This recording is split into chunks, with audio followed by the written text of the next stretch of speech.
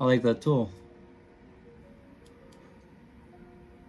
Whoa, I think he hit a tree or a light post or something. That grill is gone. Bumper too.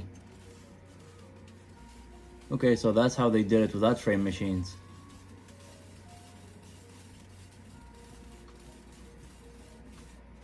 That roof should be replaced.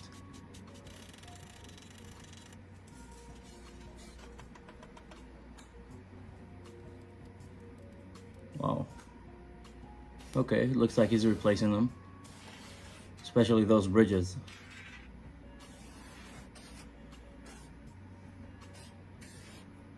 Second one too. Good. Some more pulling. He definitely knows what he's doing. Wow, overnight too.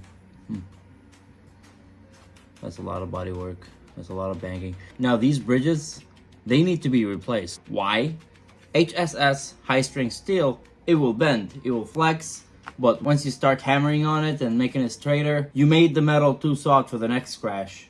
So bridges like this, where you have cross members, especially on roofs, those need to be replaced. The roof is regular steel, so it doesn't need to be replaced, but I get that in some countries they don't have the resources we have here in the States. So kudos to him, he's repairing it, and he even stayed overnight, so he must be getting paid really well on it.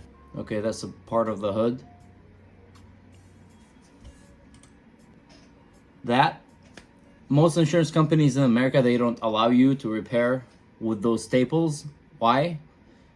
Because that's steel. You're introducing steel to the plastic.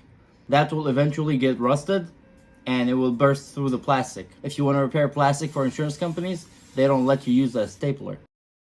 Technically in America, you're not supposed to fix, when it's that bad, you're not supposed to fix it. Wow.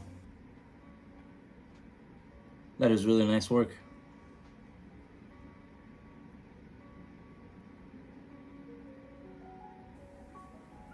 I have to say, I gotta admit, it turned out really nice, but most of this repair is not allowed in America because the car or truck is not going to be as safe as it was. And if you get inspected, it will fail the inspection. Subscribe to my YouTube channel. Thank you guys for watching. Hit the plus sign, and we'll see you next time.